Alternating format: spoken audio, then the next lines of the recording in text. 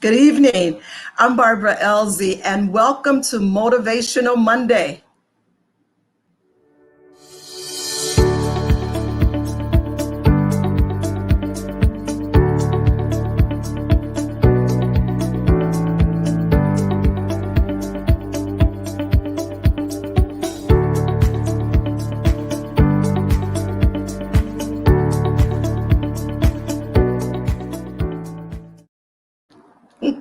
Good evening. Welcome to Motivational Mondays. I got my fan because I'm not used to being up under the bright lights, but I have some ladies here who are used to being in front of the camera. They have brought Motivational Mondays to the red carpet. We have three actresses here, and I want to introduce you all to them and just learn about what inspired them to be actresses. They all are doing phenomenal things. So let's get started in introducing these three women to you tonight. Our three guests are Delysa Richards, which is a actress, writer, and a director, as well as Gabrielle is an actress and a writer. We also have Kathleen Blade, which is casting and producing. She's an actress. She's now getting into directing. These women has brought us to the red carpet.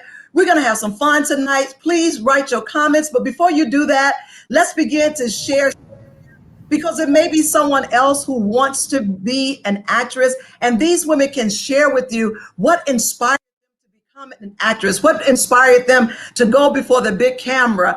I don't know, it's a lot of work, but we are so glad that you are here tonight. Go ahead and share as I introduce and bring these women before you. Again, Delysa Richards and Gabrielle Gulich, as well as Kathleen Blade. Hello, hello, hello, hello. Hey, ladies. Hi. Hey. You all have upgraded. Y'all have upgraded. Let me upgrade you. Let me upgrade you. That part. You all have upgraded Motivational Monday and brought us to the red carpet. I am glad that you all are here and what you guys have been doing. And also to you, Gabrielle, you coming to us all the way from Los Angeles, California. Woo! We're growing, girl. The land of sunshine. Yes. And it looks like the sun has kissed your face too. I was talking about that. Yes, honey. Yes, honey. Yes, honey. So I am so glad that you all are here. And this is just fantastic. I was like, wow, all of you decided to be actresses and been doing some great things. And Kathleen, I know that you are you're going into directorship now or producing. Producing and casting Casting. Yes. Okay. I switched gears. Okay, awesome, awesome. You know, I want to start with you, Delysa. We're just going to jump right into it. I like to get into it so I can hear everybody's story. I just want to know what inspired each of you all to become actresses, and when did you know that you wanted to be before the camera? Delysa, tell us. Okay. Well, it all started so long ago. No, I'm just playing. Gotta be silly in the beginning. So I was in kindergarten, and I was in kindergarten, and you know how usually for Black History Month they have kindergarten children that come up and they might maybe cite Harriet Tubman or a poem from Martin Luther King, and usually the kids just kind of stand there and it's so cute just listening to them. But my mother had a different thing for me. She said, no, you're gonna go up there and you're gonna perform. So she actually like made rehearsal times at home, and we would go over all the lines, and she would tell me, okay, when you're playing Harriet Tubman and when you're hiding from the slaves, you have to do like this.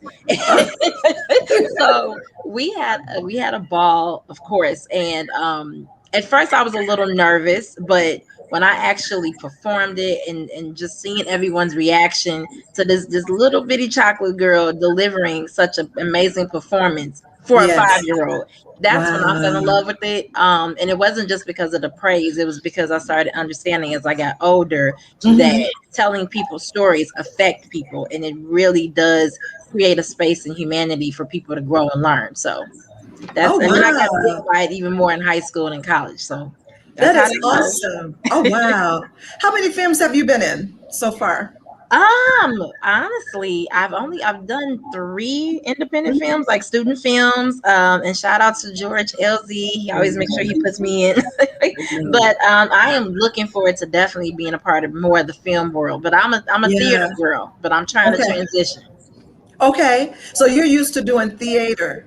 Yes. You Yes, used to ma'am. doing that. Okay. All right. Miss Gabrielle, all the way from Los Angeles, California. You know Pew, that. pew, pew. She look all bright and kissed by the sun. What in the world? Maybe it's me, maybe it's Maybelline, maybe it's the halo light on the other side of the Hello. computer. Yes. Uh, My way.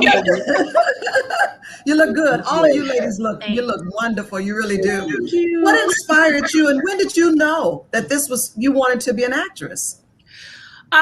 Well, when I was 9, we used to have assemblies in elementary school. And when I was 9, we did Canterbury Tales.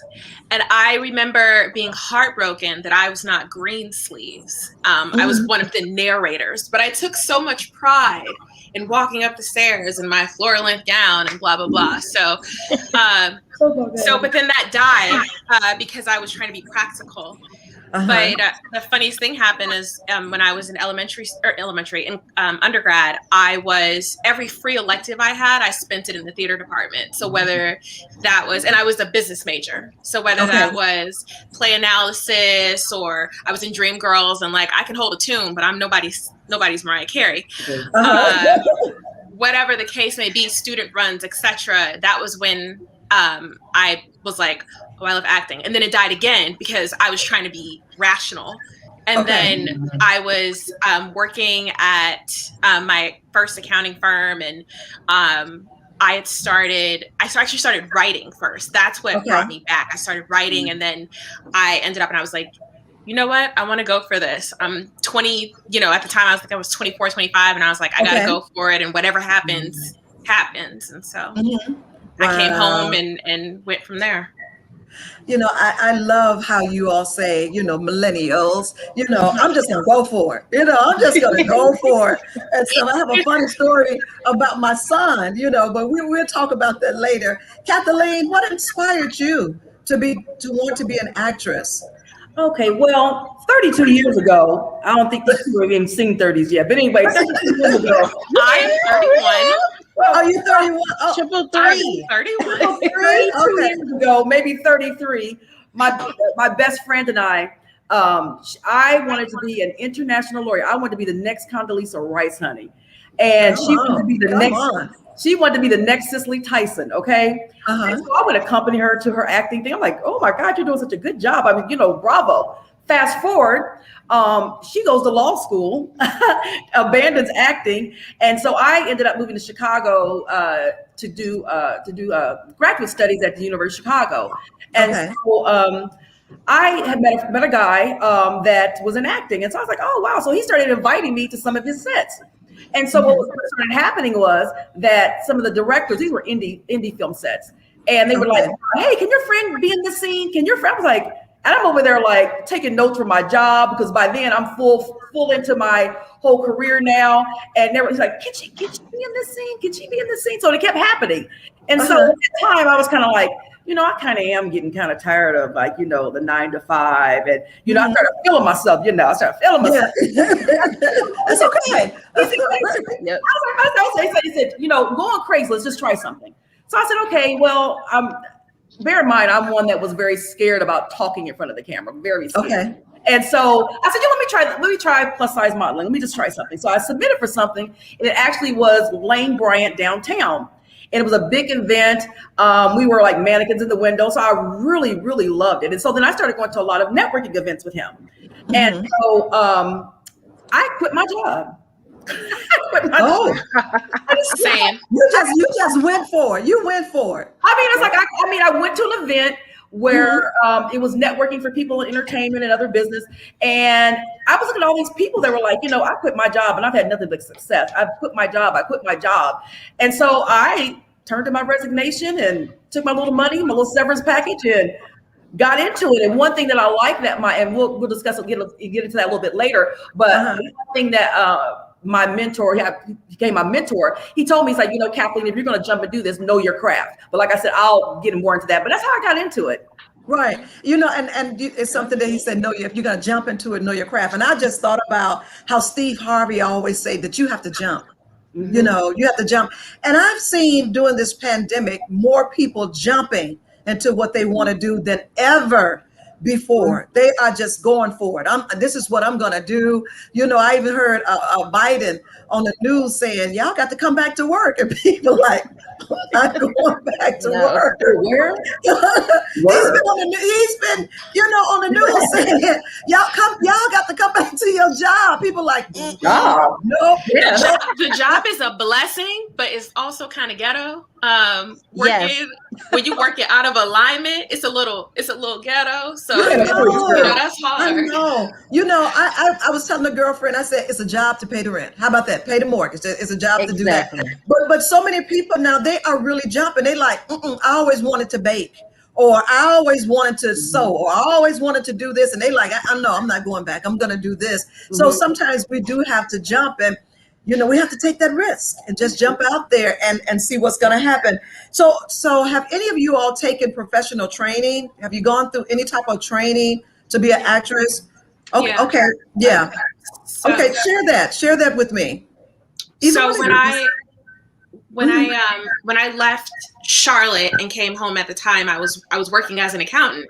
And so I took leave, but I moved because I was like, I need to leave the door cracked. But I started taking improv at Second City in Chicago. And then I started studying on camera at Vagabond in Chicago. And it was just like, I was like, oh, this feels right. Oh, it's going to take me some time to get used to it, but this feels like me. Yeah. And so I took a lot of on camera because as a theater actor, we're giving it to the balcony. We're giving it like to the back of the theater. And when you're doing on camera, we're right here. So you don't need, like, I remember an audition for an agency that I bombed because my callback for the agency, because I was giving it to the rafters.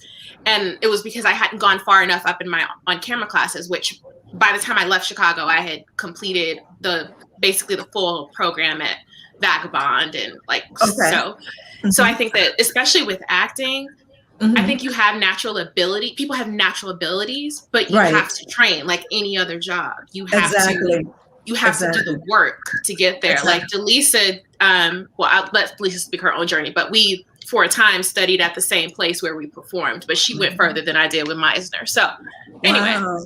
So even though you have that natural ability, you still have to get that extra training. That's with anything. Wow. I was in training the entirety of quarantine, back to back. I kept changing studios every 3 months, but I was in the entire time I was in quarantine. I was, along with filming stuff, I was in on-camera classes because I got to fresh.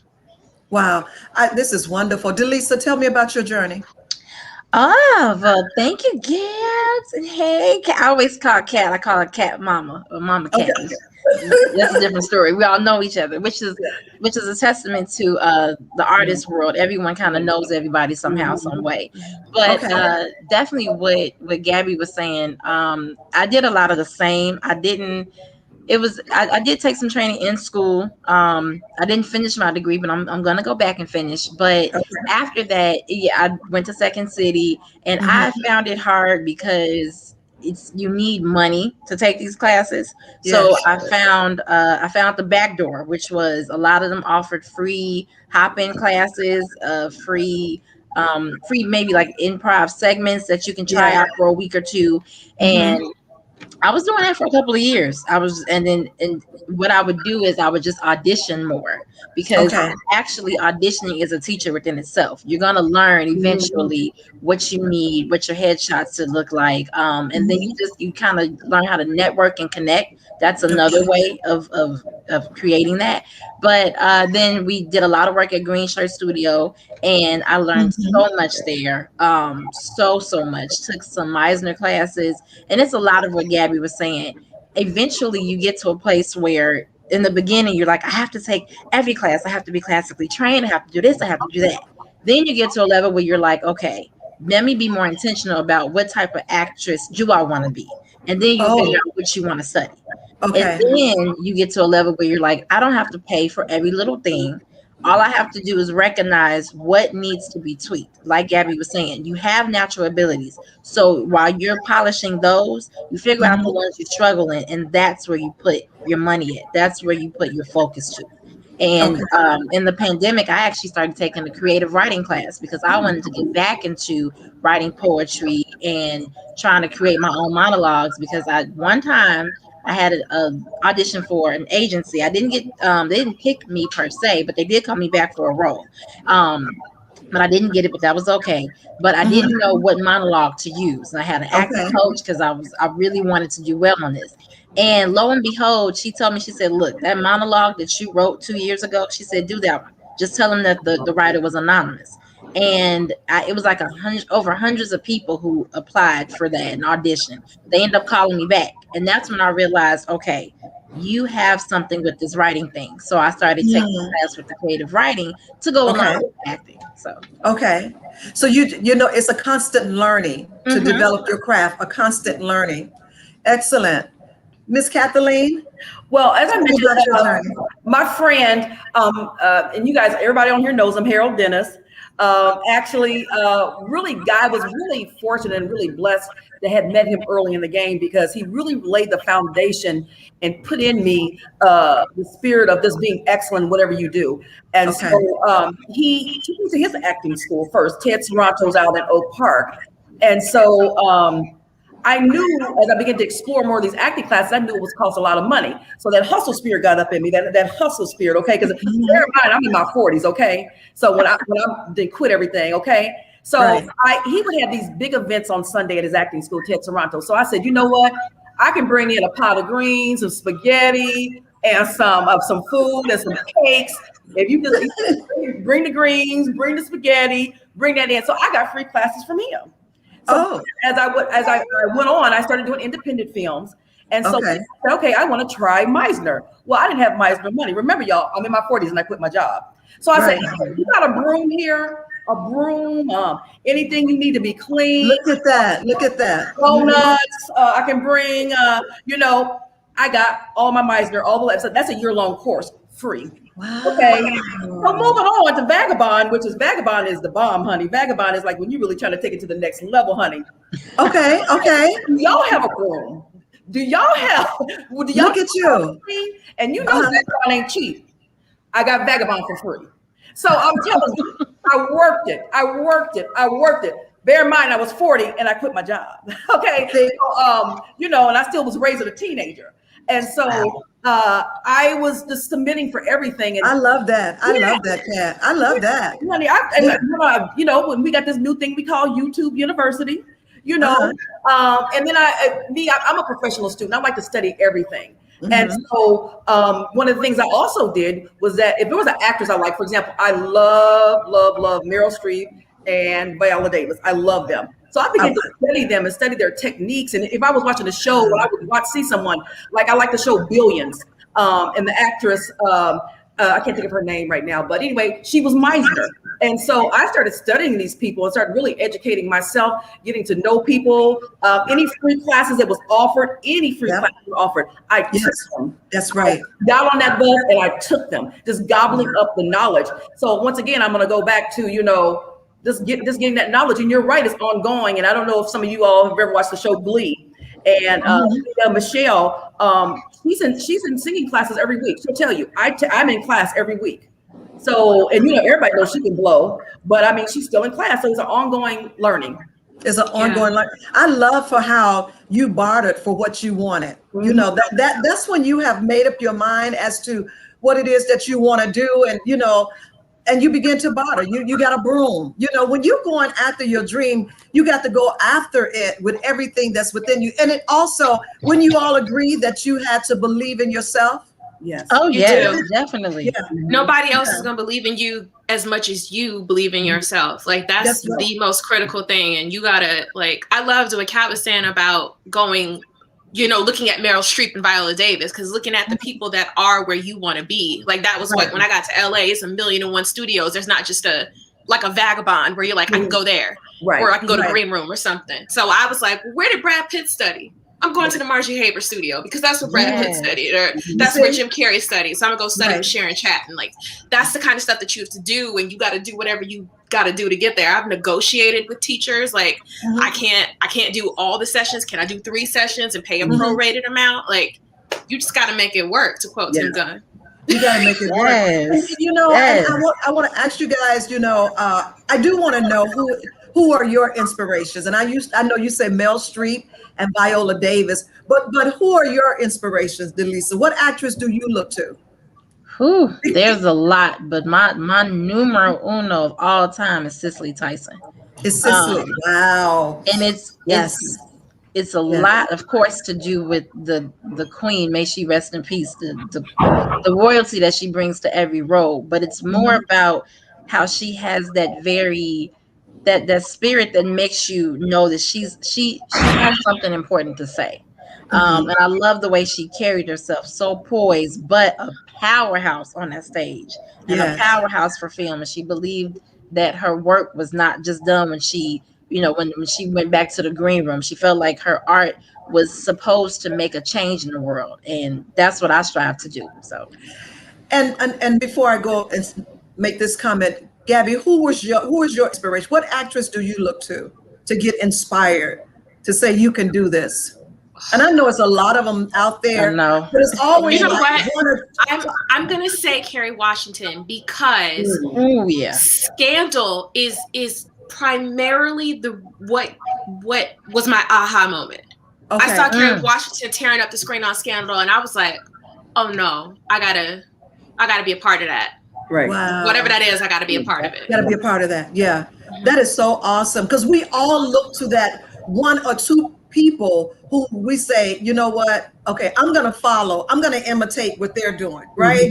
Because I always say you don't have to reinvent the wheel, right? If it's there in front of you, just begin to, like you did, Kat, like you said, what you say, YouTube University, honey. I just love YouTube because you can find out whatever you want to, and the Google people will tell you anything you want to know. I love the Google people. You know what I'm saying? Because you don't have to reinvent the wheel. And so that is so wonderful. And so with that inspiration, I want to ask all of you all the question, has it ever been a time that you felt like you was intimidated when you went for an audition? You know, because I know that there's some challenges, and we're going to get into those challenges for Black actresses. But is there a time when you just felt like you were intimidated, but I'm going to show up? I'm still going to show up, right?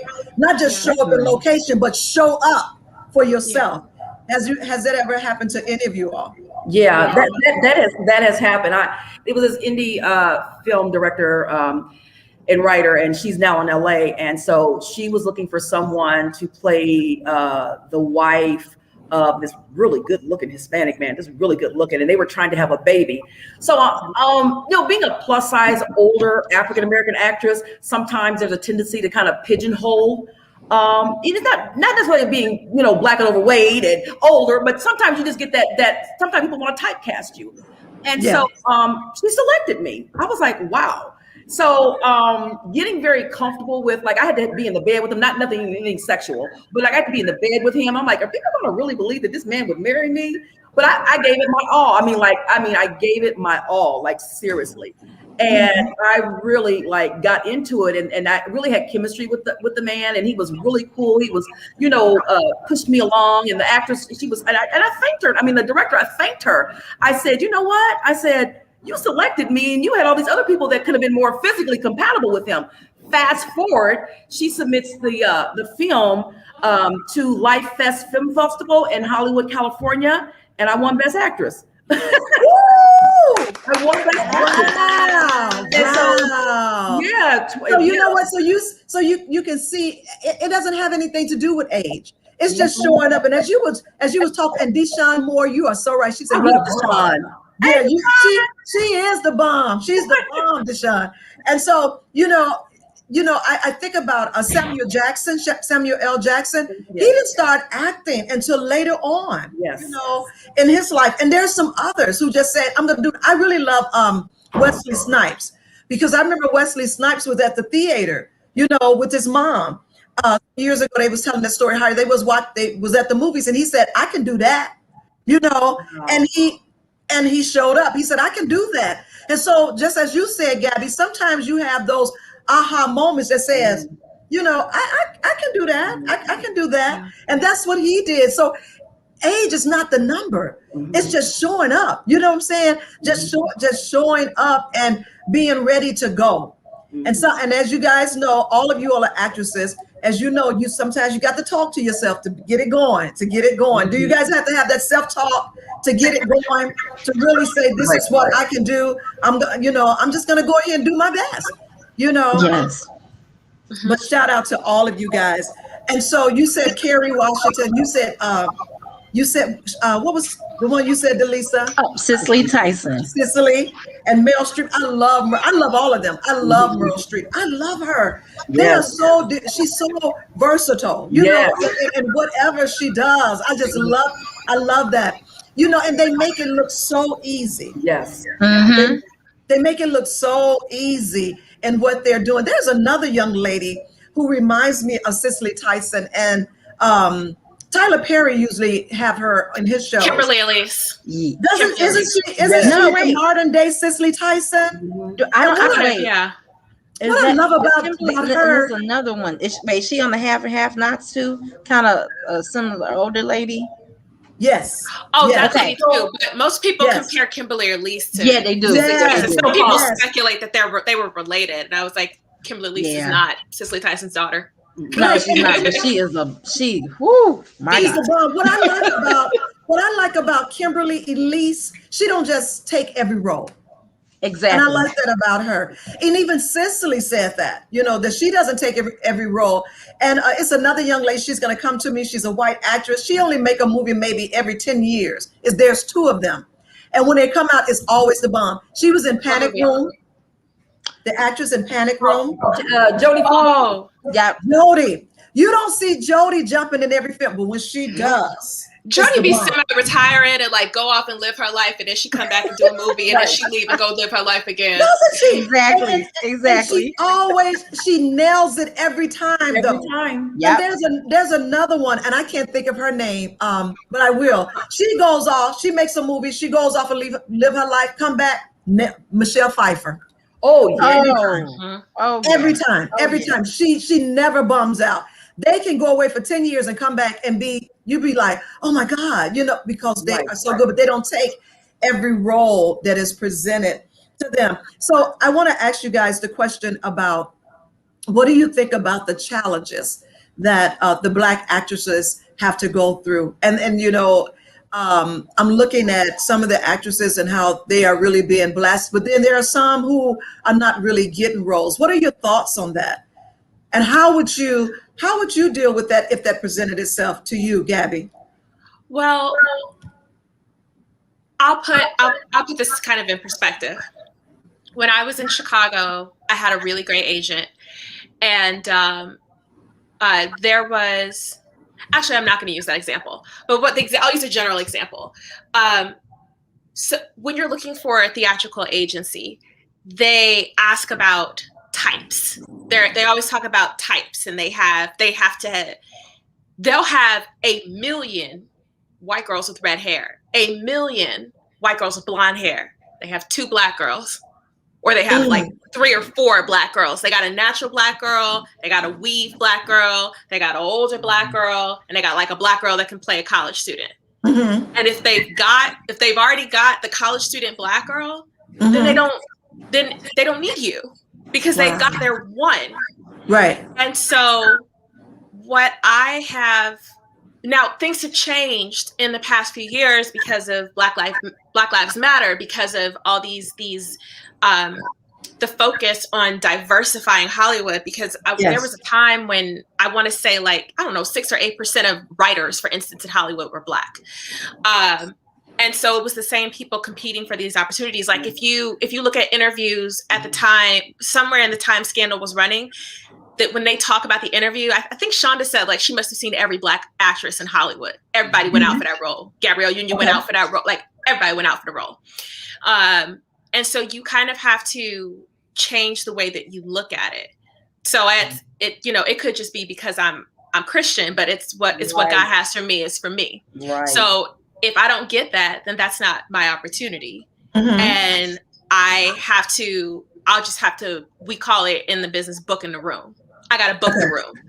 So if they don't cast me for this, then they'll be like, but she was dope. what else can we get her for? Like, this isn't the right role for her, but what else can we do?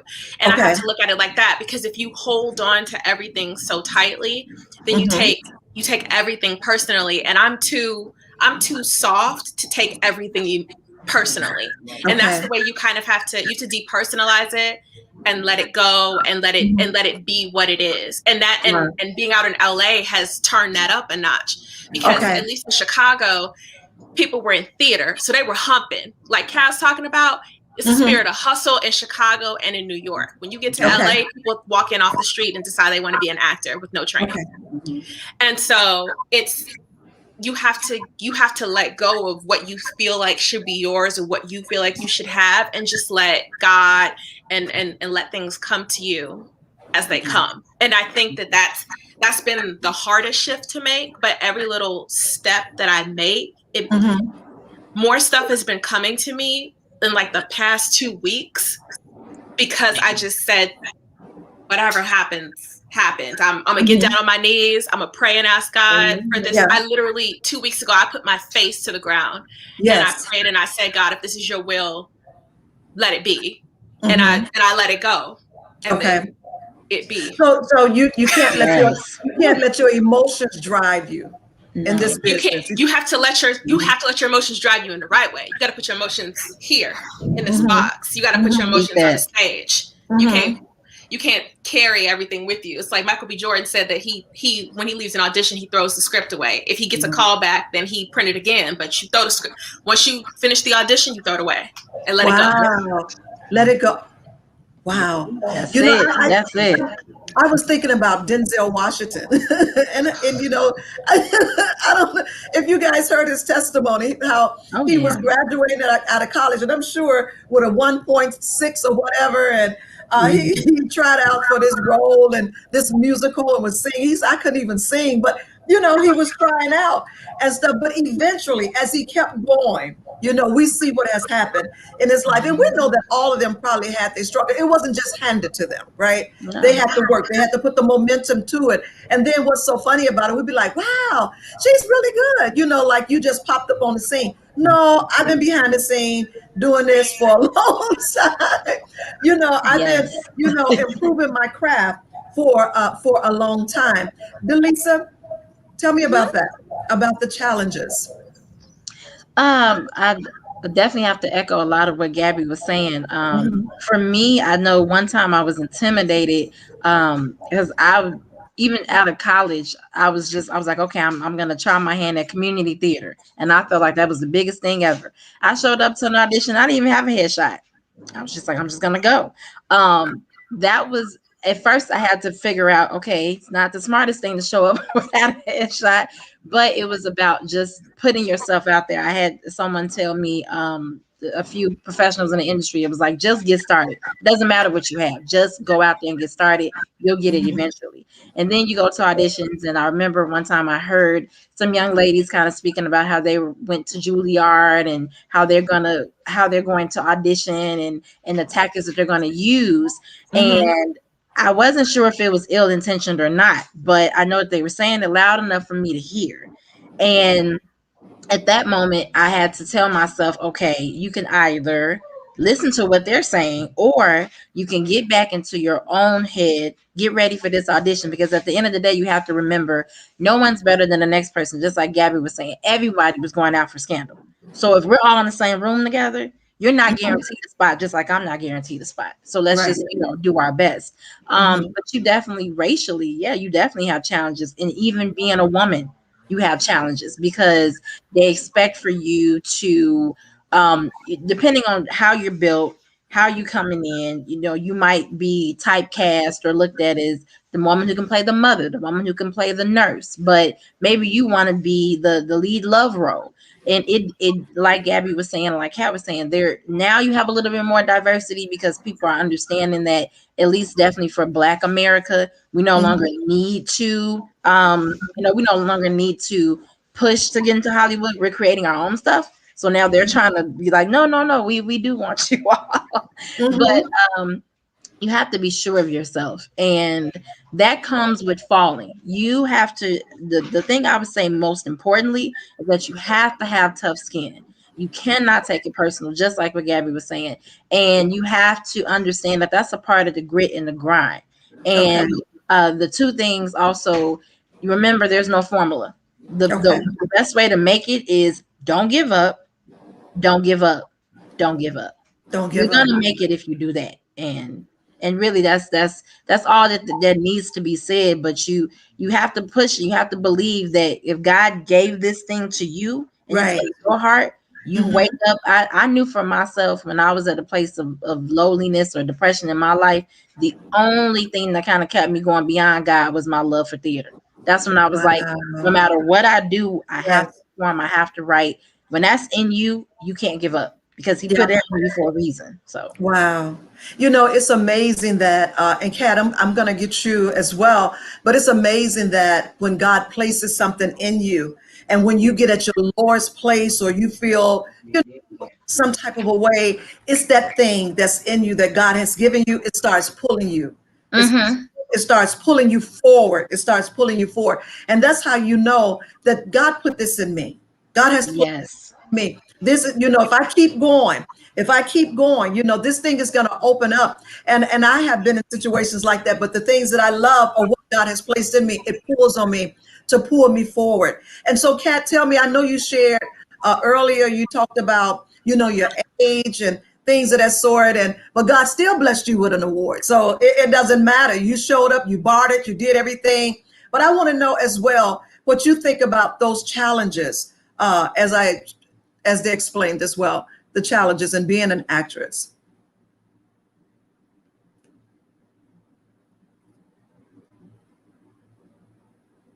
Yeah, so the world will tell us that there's challenges, and I'm going to echo off my two young sisters that I'm definitely stepping in the room with a totally different mindset, and that is that I am a child of God, and I can say that that totally changes my whole aura and my whole attitude when I walk into the room.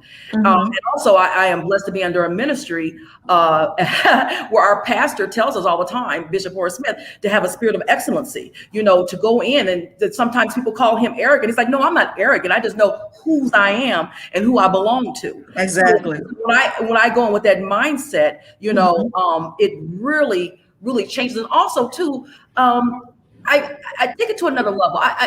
I view myself as a vessel, and Lord, you've got something for me to do here. And I can tell you a million stories. And Bishop always tells us he's never walked to the Northwestern Hospital with a Bible, and I've never walked on set with a Bible. But you would not believe the people who have stopped me and have said, "Will you pray with me?" Somebody was a PA on Chicago PD and was just like, "Pray with me." And I did a table read a month ago, and the director, he's out in Beverly Hills, and he says, I have something to tell you. He says, the lady who's the lead actress, she said that she felt like in her spirit she needed to know you. It was something about you that she wants to connect with you. And so beyond the acting and beyond, I want to get the role, I'm like, I got a higher goal here, And also too, as the young ladies have pointed out, is that the time is now. Like we see that the doors are being like, what's the words that not Golden Globe is not even coming back next year, because they're like, we need to close up shop for a year and get ourselves together, because we just ain't doing this right. We just ain't got it. So we just gonna close down for a year till we get it. So back to my original statement, and that is no, you're not. So now we've had this pandemic, and now doors are opening. And I thought the other day when I was watching HBO, I thought I was watching BET, honey. Okay, I thought I was watching BET. Oh, this HBO, y'all. Oh, okay, all these new black shows. Oh, the NBC. I thought this was BET. So here's the thing. Here's the thing, though. These people who are like, I never heard of her. I never heard of him. Y'all already said they've been in the grind and the hustle for a long time. Yeah, exactly. So here's the thing: for those who really want it, and like you said, Gabby, you said you was in this pandemic, you was like doing this, doing. You saying, well, you Delysa, I'm gonna learn writing. So here's the thing: now that the doors are open, are you ready? Are you ready?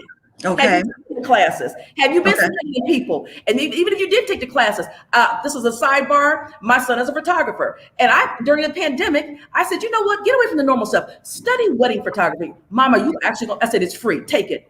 He just got a huge wedding job last month. Paid him a bunch of money. He said, Mom, I'm so glad that you got me to take the wedding class. I said, always evolving. Because guess what? When that opportunity presented itself, you had all that knowledge. You had all that knowledge. So my question is, now that we got all the diversity, are you ready to? You may be at the table, but are you gonna stay at the table? Yeah. Wow, that is so That's awesome. good. You may have gotten at the table, but are you going to stay there? Wow, because you have to be prepared. I have to say this, and I know he don't want me to say anything, but I'm going to say it anyway. I remember when my son graduated from Bolden, and everybody know I love and adore my son. Everybody knows that. Yeah.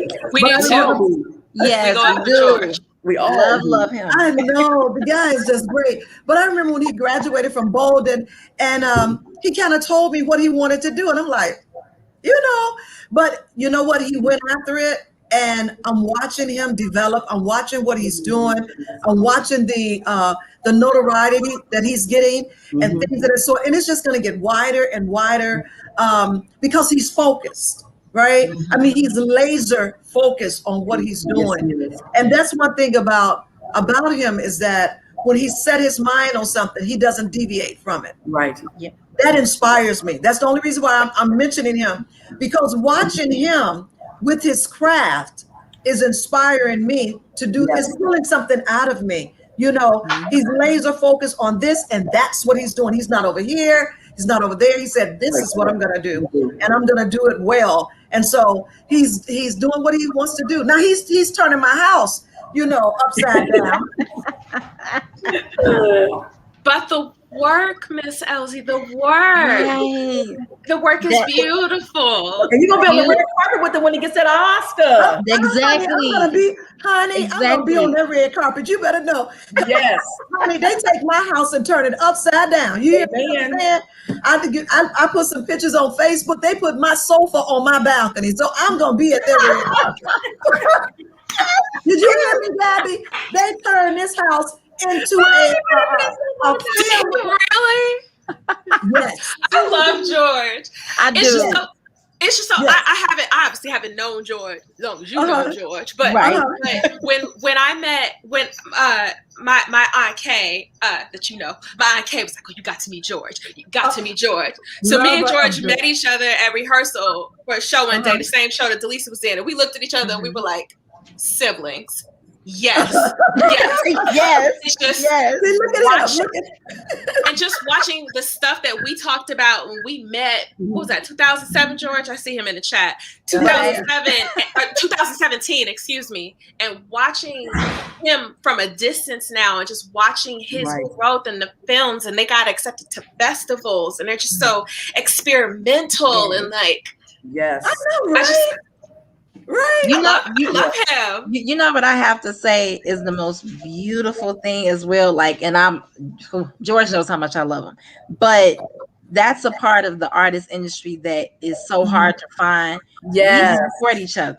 Like, I know sometimes there are industries and they're like, oh, I got to get out of Chicago. I got to get out of LA. There's no support. Yeah.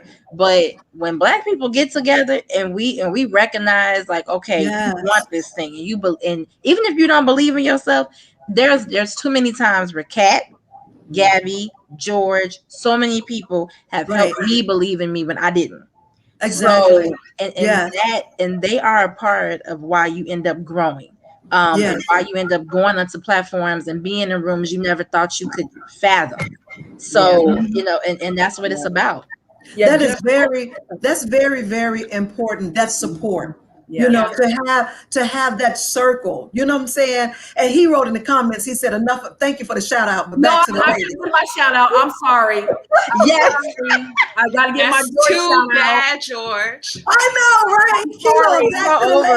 I got to give George a shout out. I'm serious. I've got to give George a shout out. So as I mentioned early on that I kind of pivot, into something different, that I'm doing the casting and producing. So, I know you two won't remember this, but we all went to Steppenwolf one night. I forgot what was the name of the play we went to. No, we can never forget that night. With the three friends, right? Yes. We just looked at that photo. Yeah. We all went to Steppenwolf. So it was George and all of us. And so as we were waiting for you guys to come, I had been wrestling for a while of like wanting to get out of acting and try casting and try producing. And so I'll never forget, we were sitting on this bench. And I said, George, and he was the first person I ever voiced it to. I was like, George, I think I want to leave acting and do producing and casting. And I just like, oh, I'm so glad I got that off my chest. Oh, he was like the first person I told. And from that point on, he began to encourage me. And then I was blown out the water that his dream movie, The Vision, he involved me. I'm like, okay, once again, I'm in my 40s. I left my job, no experience in this. And he brought me on. And when I tell you that being on the set of The Vision set the foundation and set the bar for what a real set is supposed to look like, what casting is supposed to look like, what producing is supposed to look like. And I'm still friends with most of those people on that set. I'm like, that's awesome. And then he brought my son on. My son was being trained by a world-renowned Italian director. Right first. Wow. So, I mean, it was like, see that your son, a young man planted to this old lady, has carried it and has carried me so far. And I will. There's nothing old about you, Kat. I tell you, I'll be okay.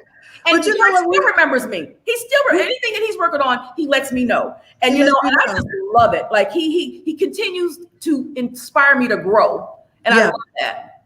That's what we're supposed to do. And what were you gonna say, Gabby? I love calling you Gabby. I was just gonna say, my mama hates Gabby. She got used to. I'm Gigi. She never liked Gabby. My grandmother used to call me Gabby. So her compromise, like I had a birthday cake, she put Gabby G on the birthday cake. She does not like Gabby, but she's gotten used to it. She loves me. Anyway, I was just going to say really quickly that what Kat is talking about, having that and Delysa, that circle around you that's going to elevate you. Yes. A good portion of the reason I'm in LA is because I have a friend who we went to school together, but we're not friends at school, and became friends when I got home to Chicago. Wow. And we moved here together, and my job fell through almost immediately when we moved out here. She paid most of the moving costs. She paid the rent for the first 2 or 3 months until I got back in my old firm and then I paid her back slowly. We lived together for 2 years, and now I live. We in a new building. She downstairs and I'm upstairs. Wow. She was like, and she'll tell me all the time because now she's taking an entertainment course. She's an accountant too, but she's taking an entertainment course, and she's like, she's always pushing forward. She's like, if I pop off before you, Gabby, because you're not staying ready, because you're not getting ready, so you stay ready, so that you're ready for whatever opportunity comes next. But she's always pushing me forward, and she's always been like. She a tough love person. Delysa real cuddly. She not cuddly, but she let you know. She let me know in her own way that she loves me and she wants me to do the best with the opportunities that I have. And she keep her foot just like right here on the back of my head. And that's what good friends do. And they whatever opportunities they have that they can help, they provide to you, like Kat was saying. Exactly. And you're so right. You're so right, Gabby. When people see something that's in you, they do. They stay on you. They stay on you. And I think that's one of my strong points, but it's also a weak point. And I don't think it's a weak point, but to my chagrin, when I sometimes see something special in people, and that's just a gift that God has given me, and I recognize that, and I accept that today. When I see something special in a person, I go after it. And I start pulling on it. Did you know you can do such and such? Do you know this? Do you know this, that, and that about this? And I start pulling. But if I feel them pulling back that they don't want to pull, that's the only time I will stop. But if they allow me to keep on pulling on that thing, because as I told my children when they was smaller and they was growing up, people can see you better than you can see yourself. They know where you're going. Yeah, and they know where you're going. Let me tell you, supporters can see you better you can see yourself. Amen. And your enemy can see you better than you see yourself. Right. So sometimes we wonder why that person treat me this way or that way, because they see you. Right. What you don't see in your own self. They see it. They see where you're going. They see who you're going to be. And sometimes it can go either way. It can go to a positive or go to a negative, but people see you and stuff. So I'm glad that your friend keep her foot on you, keep their weight on you, because isn't that what God does to us? When it's something that God is after in our life, he applied the pressure. He applied the pressure to push you on, to move you on, because he's trying to take us somewhere else. And we'd be like, Lord, why is this happening to me? Why all this stuff? Because I need you to move from B and go to A now. That's what I need you to do. I need you to move along, especially your enemy. That's right, Kay. Especially your enemy. When they see what God has planted in you, because they can see it. They see you, Delysa. You know, they see you, Gabby. They see you, Kat. They see what's in you. And when they see that, either way, it can go either way. They can either become very happy, girl, I see what's happening in your life. Or the green-eyed monster will show up. And I'm going to block that. I'm going to block that. But God has already said in Jeremiah 28:19, I know the plans. I know the plans for your life. I know what I got for you. I'm going to give you a future and a hope. I'm going to give it to you. If you just keep on, if you keep pushing, I'm going to give you a future and a hope, you know? And so I'm going to say this, and Gabby, I see your hand. I saw a scripture today in Mark. He said, if thou can only believe. He said, if you can only believe. I have been walking with the Lord for 37 years, which means I have seen that scripture numerous times. But today it jumped out. He said, if you can only believe it, it can happen, right? Amen. And that scripture opened up for me today. He said if. He didn't say when. He said, if you can do it. If thou canst believe, all things are possible to them that believe it. Yes, Gabby, what were you going to say? I was just going to say, when I, and my Aunt Kay can attest to this, which I see here in the chat. When I left Charlotte, I was trying to buy a house. Even though I knew I was leaving by that time. I knew I was leaving, but I was trying desperately to make that home.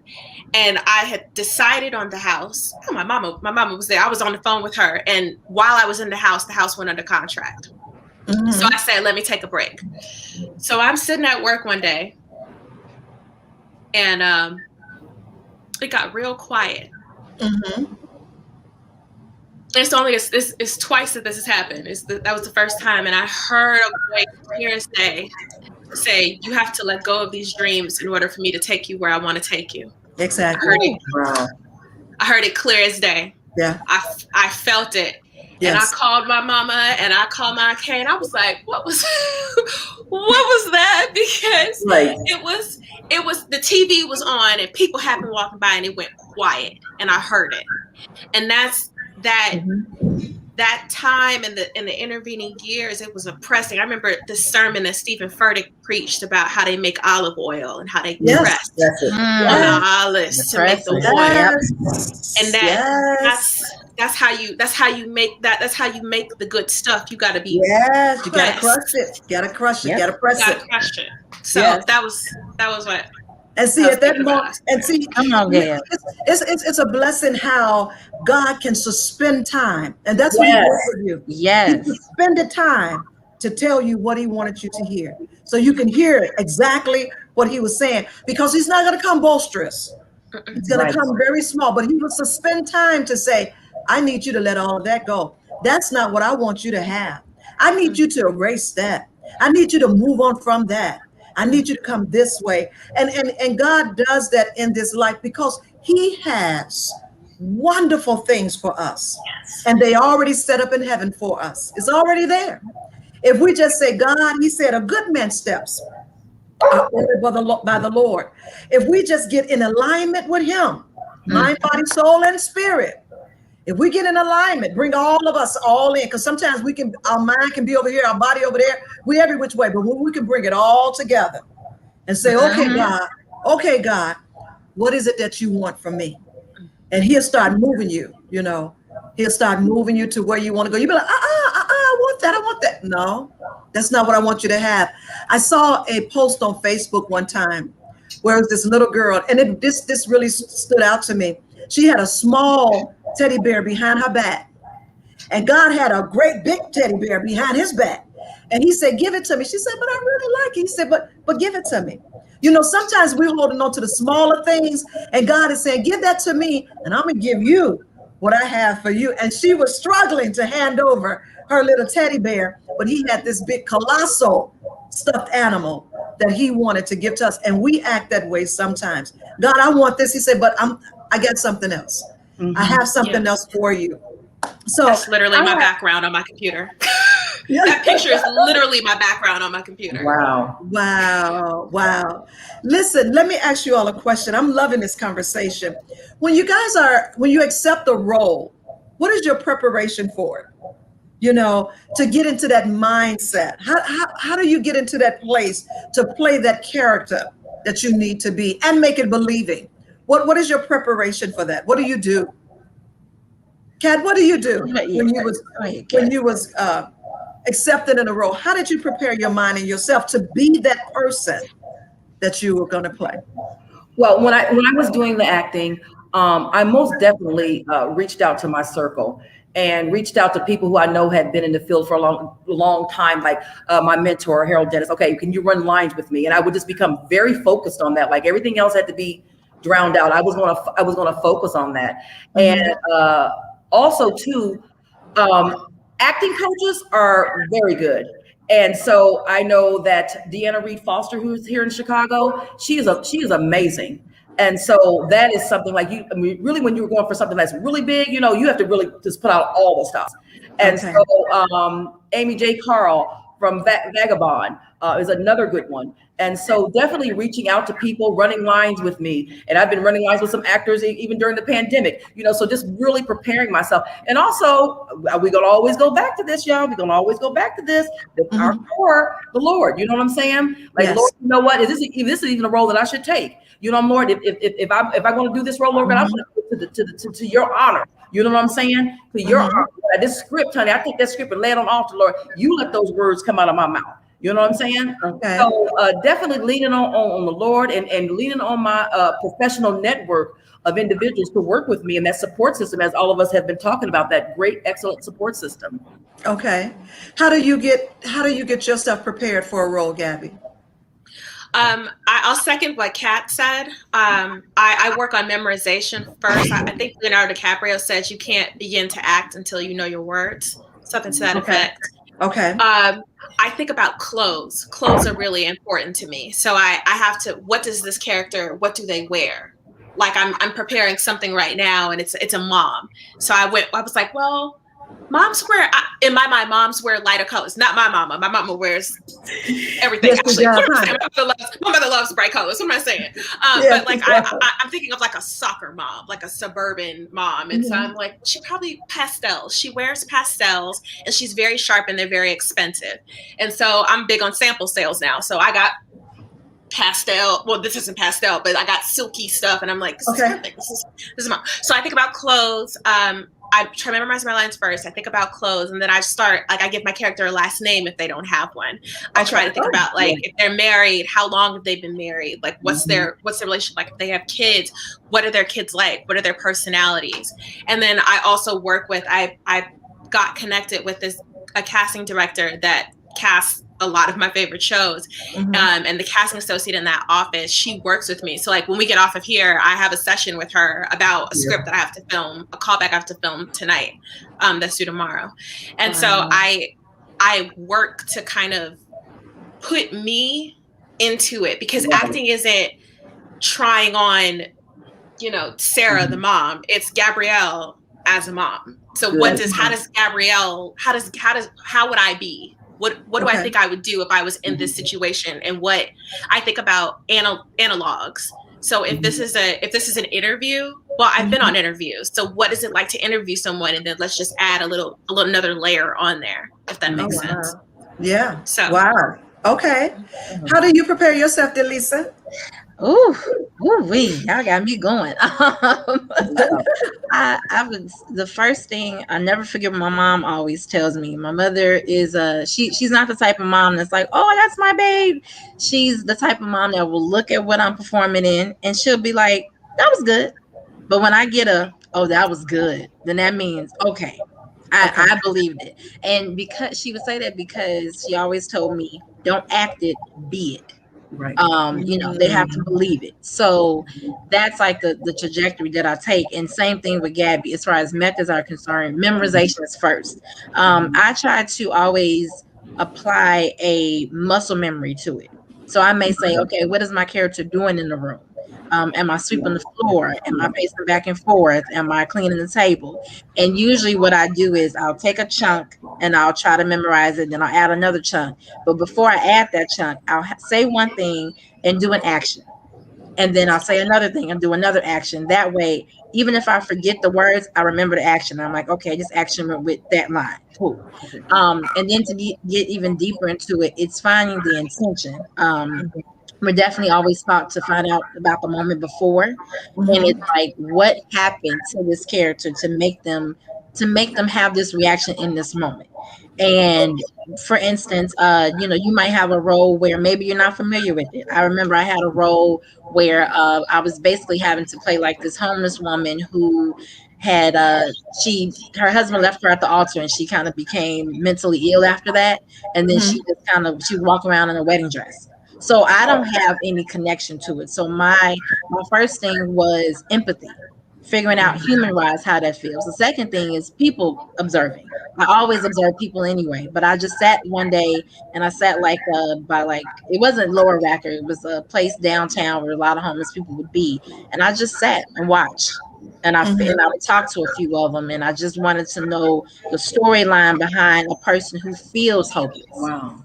And that plays a major role too. And what you do is you take all of that information, and just like what Gabby was saying, then you tell yourself, now how am I affected by it? And however you're affected by it, be present in the moment. Don't try to figure out an emotion, but be present in what you're feeling. And I promise you, if you feel it, everyone else will feel it too. So that's my method. Yes. Wow, this is, you guys, this is great. I mean, it's so much inspiration just to hear about your journey in becoming actresses, and the work that you have done, and the time that you have put in it, and the training and all of that. That sounds wonderful. Who would excite you, or should I say, who is it that you would like to do your first movie with? Reggae Jean Page. Oh, I'm sorry. Oh, come on, Gabby. Who is it? Who is it? Who did you say? I said Reggae Jean Page. He's very gorgeous and very talented. Bridgerton. Okay. Kat. God. Kat, who would you like to do your first movie with, Kat? Well, now, like I said, since I've switched gears, Okay. I'm more of like behind the camera. Right, we're going to talk about that. But if you was to get a call, who is it that you want to do a movie with? I'd like to do it with Viola Davis, because she has a production company now. And with Shonda Rhimes, because they both have production companies. Shonda Rhimes. Shonda Rhimes. And Lena Waithe. So those are my three. You and Shonda Rhimes, you guys, you really could be sisters, you and Shonda Rhimes. Yeah, you favor. Yeah, you do. And She's Delysa, from Illinois. Y'all might be cousins. You know, you may be. Was she from South Holland or something? Or like something in Illinois? She went to school in South Holland. Yeah. See? Yeah. Delysa, who you want to do a movie with? I'm gonna get it. It just left my mind, but she is the writer of Queen Sugar. I know y'all know her name. Ava DuVernay. Yes, definitely Ava. Yeah. And I would have to say it's tough. Kerry Washington, so many, but my idol to be on stage with, or even be close to, Felicia Rashad. 100%. Yes. I would love for Felicia Rashad to wipe the stage with me. Yeah, acting wise, I would love that. I would love for her to keep me up on stage. She would keep me up, and I would love every minute. Every single minute. Please beat me. Wipe me. Use me as a rag. I love it. Hey, listen, what do you all think about Tyler Perry with his studios? So I think Tyler Perry he's done incredible work for the community, and the way that he gives back, and the way that he keeps Black folks employed. Yes. With all of his television shows and the from the ground up. I'm actually in the middle of reading Tyler Perry's book. It's out here in my bookcase. And Tyler Perry is, he's Tyler Perry. Like he keeps Black folks employed. Cicely Tyson said that he kept money in her pocket. I mean, he kept so much money in her pocket. And I think it was so honorable of him to reach back and get those actors and actresses that came up, that really set the standard. They really set the stage. The Cicely Tysons, the other ones that he just really, Lynn Whitfield, he reached back. He brought Taraji. Yeah, well, she's new, but I'm talking about the ones that was coming with Cicely, and see them in movies, and he brought them right back to the forefront. I think that is so honorable to do that. And then when he bought all of that land and created the studios, and he named them after them. What an honor. What an honor to honor someone else. And that's when the blessings just continue to flow. And this is why this guy, the blessings just going to keep coming in, because he's touching their lives, and he did so much for Cicely before she went on, to take her rest. He did so much. So I think that's honorable. Delysa, was you going to say something? Yes, I was going to say, so I definitely echo that. I think Tyler Perry is, just his story alone, that man deserves every accolade he gets for everything that he built. I will also say the very uncommon, controversial thing probably is that there are, movie-wise, I think he's phenomenal at it. But some of his scripts, some of his stories, when it comes to Black women, I think they're a little aged out. And I do believe that he's a phenomenal writer. But when you come from the bottom like he did, there's always a fight to stay on top. Never give up, never stop, never stop. But sometimes you have to stop, because sometimes it's quality over quantity. Right. And I remember I was seeing his he did like a little short, maybe like Instagram story, talking about how many scripts he wrote during the pandemic, and how he took the time to make sure everything was happening while the world was stopping. He was still moving. However, at the same time, I think you have to have more women in the writing room, because it's hard as a Black man. You can state how you see Black women and things that you've seen that they've gone through from your perspective, but you're not a Black woman. And you're not a Black woman who persevered through that. So you need to have women who persevered from some of the biggest challenges from all walks of life to be in that room to make that story a little bit more authentic. So I love Tyler Perry. I do, but I also think that he has room for growth. So I echo that as well, because sometimes his writing becomes redundant, different title, same, storyline. So I get that. Kay said the female characters are not likable. Some of the characters are not likable, right? And some of them we cannot identify with. Kate, I know are starting something new. You are producing. That's your adventure now, or your journey, producing and casting. What is that like? Can I respond to that Tyler Perry really quickly? Just really quickly. So, we were talking earlier about, evolving in our craft and learning more in our craft. And I did see where Tyler Perry is a well-known fact that he did the writing. We know he did the wigs. He did the casting. He did it all. And now he has really opened the door. Now he's like, okay, he's actually has a writer's room now. So he's opening the door now. So he's bringing in people to do that. And he also realizes that, that I'm not everybody's, piece of pie. I'm not everybody's. I have a niche. I have a following, a group of people that like me. And so that's what I like about him, that he has carved his way into this industry. And you can say what you want to say about him. I don't see nobody else owning what he has, white or Black or purple or green. So he's found his niche, and he's found where he's at. And I mean, and segueing into that about the casting, I've encountered some things like, oh, I would never touch this. And it has really blossomed into something beautiful. But anyway, like I said in the beginning, your son was the one who really opened the door for me to actually do some casting. And what was happening, how it kind of came about was that I was always suggesting people like, you should go out for this role. I know this person for that role. Oh, you should try this for that role. You should try that, you know? And so I was like, I think I really, really like this. I really like this being behind the camera. And so with the producing, again, learning your craft. So during this pandemic, I took an 8-week course, which was so hard. It really stretched me. And that was into line producing. And that involved so much budgeting and all this, making out. I mean, there's so much in line producing.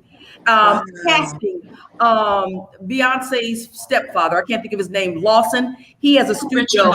Richard Lawson. He has a studio, and about once a month he brings in a casting person, and I sit in on those classes and I watch this lady work. Her name's Robbie Reed. Robbie Reed. Hamptonian. Sorry, I gotta represent Hampton. I love her, and even though it's for actors, even though it's only for actors to wet their whistle, I'm sitting there just to watch her. I'm just there taking notes and watching her work, watching her do her thing. Also, this is how Miss Robbie does it. This is how Miss Robbie responds to casting. This is what she looks for. Like I said, it's for actors, but I get on there just to watch her. So again, learning the craft. Taking the webinars, taking the classes, and again, can we say hustle? Can the room say hustle? Hustle. So, I told them Chicago filmmakers then people's down to the Chicago filmmakers. I don't have $4 to $25 right now. I just don't have it. So we're gonna have to work out something. I didn't get it free, but they worked with me. And they even tutored me. Because I said, look, what time you get free? So I was like, I was open. I was like, look, I don't get this. Like this, I don't get the budgeting. I was even calling George, I can't get this. And so they were, again, learning my craft, learning it. Ask and you shall receive. I'm telling you. So that since I pivoted, I was like, okay, Kathleen, you don't know anything about this. You don't know anything about casting. You don't know anything about that. It's something that that you watch, but once again, learning it. Learning it. Working with people who are in it. And just watching the heavy hitters. So what I do is I Google who are the top people in casting. I look at the credits at the end. Who was their line producer for PD? Who was the line producer for Chicago Med? How did they get their training? What are some of professional associations that are there for people in casting and producing? And what do they offer? Like, do they offer classes? And so I signed up for the Sundance Collaborative, which is they send you an email like 2 or 3 times a week, and they had a ton of things on producing and writing and all the directing. And so I'm continually learning with them again. Okay. And it's, can we say free? It's free. It's free. Awesome. Yes. Free. It's free. The best way to go. Awesome. So you have to do your research. You have to do your research. Ladies, it's been awesome having you all on Motivational Mondays. I am enjoying this conversation because it's very inspirational. So I want to ask all of you all to give me one word for someone who is thinking about going into the area of being an actress. What would you say to inspire the woman who's been wanting to do it, but been kind of scared? I hope tonight that you are inspired to just really pursue what God has placed down in you. And so I want you all to give them just one word. What would you say to that young lady that wants to be an actress, who don't think that she can do it? I don't think I can do it. I don't think I look the part. I don't think I'm built the part. We go through all of that. We go through all of that. Yeah. Mm-hmm. What would you say, Gabby? Go. Go. Okay. Delysa? It's a phrase. Trust your intuition. Trust your intuition. Miss Cat, Miss Producer and Casting, come on now. Jesus. That's it. Jesus. Listen. Jesus. All of us, we all have something in us that we want to do. We just need to reach back and get it, because a lot of times fear will stop us from pursuing our dreams and that thing that really pulls, our heart. But I want to thank you all again for being on Motivational Mondays. This has definitely been inspirational. Miss Gabby, thank you for tuning in from Los Angeles, California. We're going nationwide, honey. We're going nationwide. We had someone on here. She was from North Carolina, honey. We're going nationwide. But this has been great. Thank you all so much. for taking time out of your evening to be with us, to inspire women to pursue their dreams. Thank you, ladies. I look to see Thank all you of you for all having you. us. your This was screen. Thank you awesome. so very Thank much. you. Thank you so much. This is Motivational Monday. I thank you guys for tuning in with us again. I pray that you will be with us on next week. It's so much that is going on. I'm happy myself. I've never, desired to be an actress, but they definitely have inspired some things in my life that I want to do and will do them, as you all know. But again, thank you all so much for being a part of Motivational Monday. Thank you for your support, and I will see you next Monday. Good night.